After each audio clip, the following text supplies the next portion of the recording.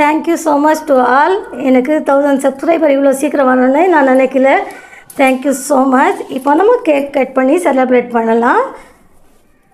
என்னோட பேரன், எனக்கு உயிர், என்னோட அர்ஷானுக்கு ஃபஸ்ட்டு கேக் நான் தர போகிறேன். இது ஹோம்மேட் கேக் தான், இது நான் செஞ்சது. இதோட ஃபாலோவிங்கில் உங்களுக்கு இந்த கேக்கோட வீடியோ வரும்.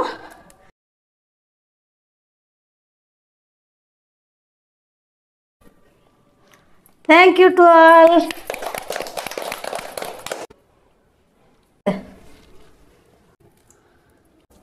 பாருங்கள், 3 லேயராக வந்திருக்கு கேக்கு. சூப்பராக இருக்குது.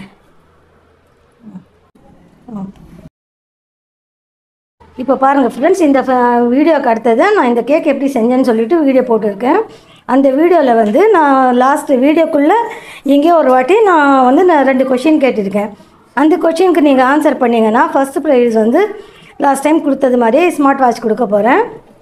அப்புறம் இன்றைக்கி நைட்டு 12 மணிக்குள்ளே கமெண்ட்ஸ் பண்ணுற எல்லாருக்குமே குலுக்கல் முறையில் ஃபஸ்ட்டு செகண்டுன்னு நம்பர் சூஸ் பண்ணி தர போகிறேன்.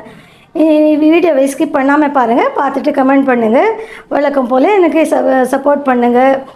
இதே மாதிரி எனக்கு சப்போர்ட் பண்ணி எனக்கு வாட்ச் ஹவர்ஸு அதிகமாக்கி கொடுங்க. தேங்க்யூ. பாருங்கள் ஃப்ரெண்ட்ஸ், இப்போ சூப்பரான ப்ரௌனி மில்க் கேக் செய்கிறதுக்கு என்னெல்லாம் தேவைன்னு பார்த்துக்கலாம். இது வந்து 10 ருபீஸ் ஓரியோ பிஸ்கெட். இது வந்து 8 பேக்கெட் எடுத்திருக்கேன்.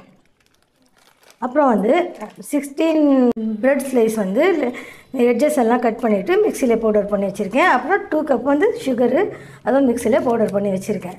இது டெக்கரேஷனுக்காக கொஞ்சமாக வச்சுருக்கேன். இது ஸ்வீட் பால்ஸ். அப்புறமா தேவையான அளவு நெய், தேவையான அளவு பால், அப்புறமா 3 பேக்கெட்டு, அப்புறமா இந்த 3 பேக்கெட்டு மில்க் பவுடர்.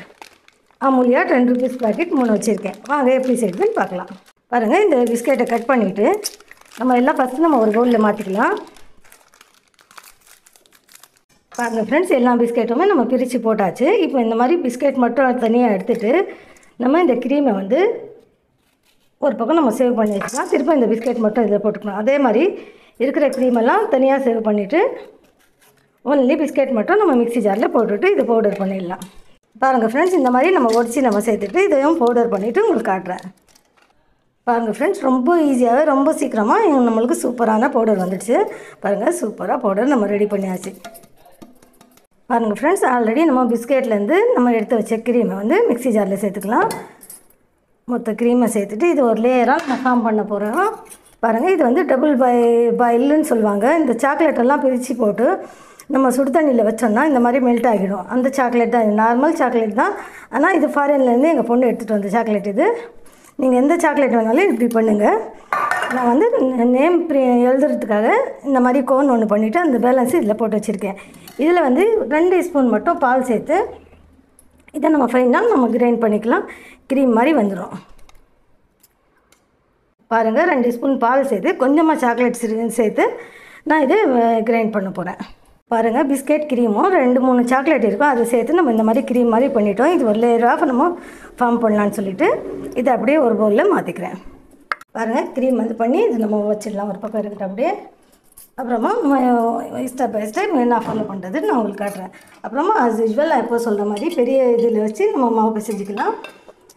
இப்போ வந்து ப்ரௌனி வந்து நம்ம பிஸ்கெட் பிசையும் போது நம்ம இதில் எந்த மில்க் பவுடரும் சேர்க்க தேவையில்லை, வெறும் சுகர் மட்டும் சேர்த்தா போதும். ஏன்னா மில்க் பவுடர் சேர்த்தோன்னா கொஞ்சம் ஒயிட்னஸ் வந்துடும் கலரு, அதனால நம்மளுக்கு மில்க் பவுடர் தேவையில்லை.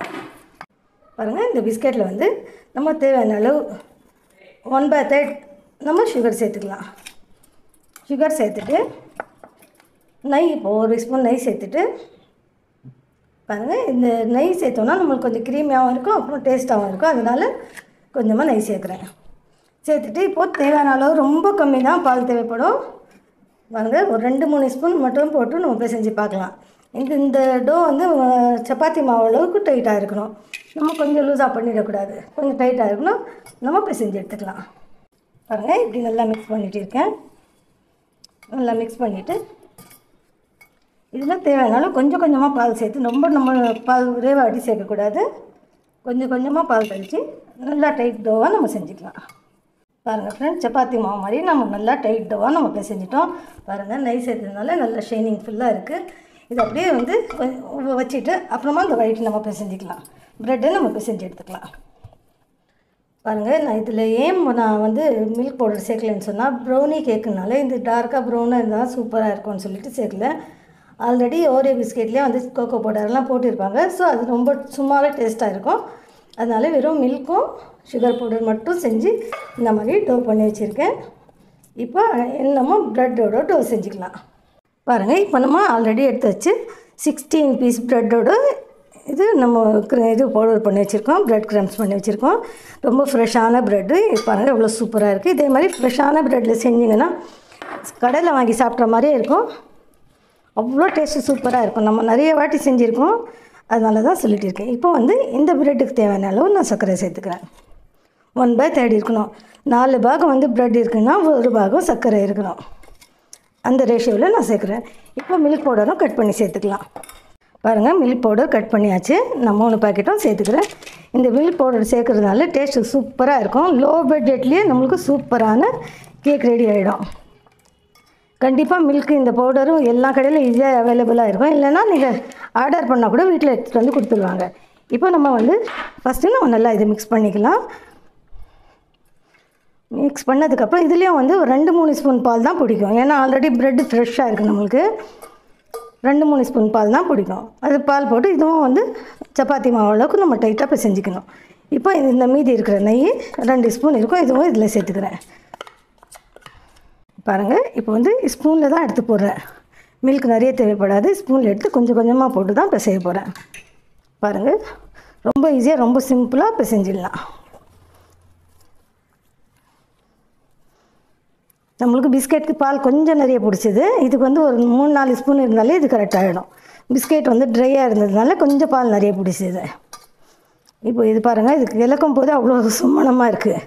அது நெய்யோட மணமாக அது என்னான்னு தெரியல, சூப்பராக இருக்குது. இப்போ இன்னும் கொஞ்சம் ஒரே அடியாக போட்டோம்னா நம்மளுக்கு கட் பண்ண வராது. கட் பண்ணால் கேக் மாதிரி இல்லாமல் இருக்கும். அதனால் கொஞ்சம் கொஞ்சம் போட்டு நம்ம பண்ணிக்கலாம். பாருங்கள் ஃப்ரெண்ட்ஸ், சப்பாத்தி மாவு மாதிரி நம்ம சாஃப்டான டோ நம்ம செஞ்சிட்டோம்.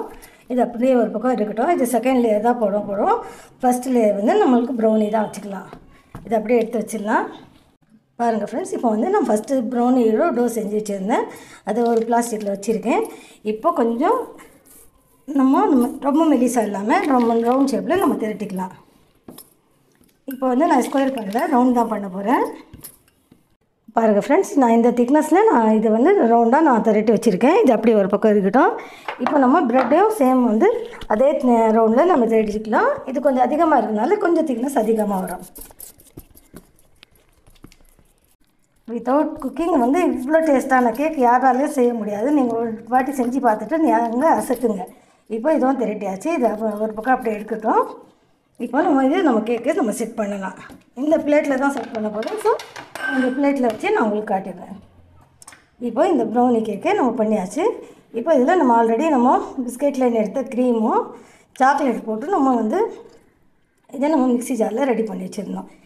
இந்த க்ரீமை இதில் அப்ளை பண்ணிக்கலாம். க்ரீம் ஃபுல்லாக சூப்பரான ப்ரௌனி மில்க் கேக் ரெடி. பாருங்கள், இந்த மாதிரி ஸ்ப்ரெட் பண்ணி விட்டாச்சு. இப்போ நம்மளுக்கு 3 லேயராக நம்மளுக்கு சூப்பராக கிடைச்சிடும். இந்த க்ரீம் கொஞ்சம் டேஸ்ட் பண்ணி பார்த்தோம். அவ்வளோ டேஸ்ட்டாக இருக்குது. க்ரீமும் ப்ளஸ்ஸு சாக்லேட்டும் இருக்கிறதுனால இப்போ பாருங்கள், நம்ம க்ரீம் போட்டாச்சு. இப்போ அடுத்த லேயர் நம்ம போட்டுக்கலாம். இதே நம்ம நல்லா ஸ்ப்ரெட் பண்ணி விட்டுக்கலாம். இந்த எட்ஜஸ் எல்லாம் வந்து நம்ம கொஞ்சம் ஷார்ப் பண்ணிக்கலாம். பாருங்கள் ஃப்ரெண்ட்ஸ், அவ்வளோதான். இது கேக் ரெடி ஆகிடுச்சு. நீங்கள் வீட்டுக்கு சாப்பிட்றதா இருந்தால் இதை அப்படியே ஃப்ரிட்ஜில் வச்சுட்டு 1/2 அன் ஹவருக்கு அப்புறம் எடுத்து கட் பண்ணி சாப்பிட்டுக்கோங்க. நான் இப்போ செலிப்ரேஷன் பண்ணுறதுக்காக நம்ம கொஞ்சம் டெக்கரேஷன் பண்ணலான்னு இருக்கேன். அதனால இந்த ரவுண்டு கொஞ்சம் எக்ஸாக்டாக ரவுண்டு இருக்கணுன்ட்டு ஸ்வீட் பாக்ஸ் இந்த ஸ்வீட் பாக்ஸ் வச்சு நான் கொஞ்சம் ரவுண்ட் பண்ண போகிறேன். கொஞ்சம் எல்லாமே அழகாக இருந்தால் தான் எனக்கு பிடிக்கும்னு சொல்லியிருக்கேன். அதனால் கொஞ்சம் இந்த மாதிரி பண்ணியிருக்கேன். இந்த வேஸ்ட்டெல்லாம் எடுத்துகிட்டு திருப்பம் அது மேலேயே நம்ம போட்டு நம்ம தடவி விட்டுடலாம். பாருங்கள், நான் இப்போ டெக்கரேஷன் பண்ணுறதுக்காக இது மேலே பண்ணால் நல்லா இருக்காது. அதனால் இந்த மாதிரி கொஞ்சம் க்ரீம் போட்டு இதில் நம்ம ஸ்ப்ரெட் பண்ணிவிட்டு இது மேலே தான் டெக்கரேஷன் பண்ண போகிறேன். இதெல்லாம் உங்களுக்கு வேணும்னா பண்ணிக்கோங்க, இல்லைன்னா நீங்கள் இதெல்லாம் ஸ்கிப் பண்ணலாம். பாருங்கள் ஃப்ரெண்ட்ஸ், இப்போ வந்து நான் நீங்கள் வீட்டுக்கு சாப்பிட்றீங்கன்னா எப்படியே சாப்பிட்லான்னு சொல்லியிருந்தேன். இப்போ நான் செலிப்ரேட் பண்ணுறதுக்காக பண்ணுறேன். இப்போ நான் நேம் வந்து ரைட் பண்ண போகிறேன்.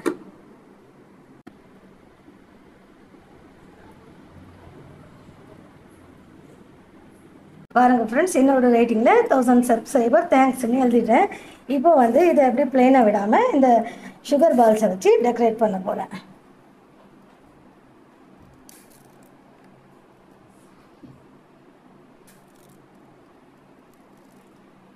டெடிகேஷன் டெக்கரேட்டிவ் எல்லாம் எனக்கு ரொம்ப பிடிக்கும். பாருங்கள் ஃப்ரெண்ட்ஸ், எல்லோரும் நான் வந்து பர்ஃபார்மன்ஸ் பண்ணுறதா நினச்சிட்டு இருக்காங்க. எனக்கு பிடிச்சதை நான் செஞ்சுட்டு இருக்கேன். யார் ஏதாச்சும் சொல்லட்டும், எனக்கு பிடிச்சது நான் செய்கிறேன், அவ்வளோதான். இப்போ நான் டெக்கரேட் பண்ணியாச்சு. இதில் இன்னும் கொஞ்சம் அழகு சேர்க்கணும்னு சொல்லிட்டு எங்கள் வீட்டில் இருந்தது. இது நல்லா வாஷ் பண்ணி தான் எடுத்துகிட்டு வந்திருக்கேன். இது ஆர்டிஃபிஷியல் ஃப்ளவர் தான், சும்மா இங்கே வச்சா சூப்பராக இருக்கும்ன்றதால வைக்கிறேன். இப்போ பாருங்கள், சூப்பரான அழகான கேக்கு கடையில் வாங்கின மாதிரியே ஆயிடுச்சு. இதில் இது இன்னும் ஏதாச்சும் டெக்கரேட் பண்ணணுன்னா பண்ணலாம். அவ்வளோதான் ஃப்ரெண்ட்ஸ், எங்கள் வீட்டில் இருந்து ஆர்டிஃபிஷியல் ஃப்ளவர் வச்சு நான் டெக்கரேட் பண்ணி முடிச்சிட்டேன். இப்போ நம்ம இந்த செலிப்ரேட் பண்ண போகலாம்.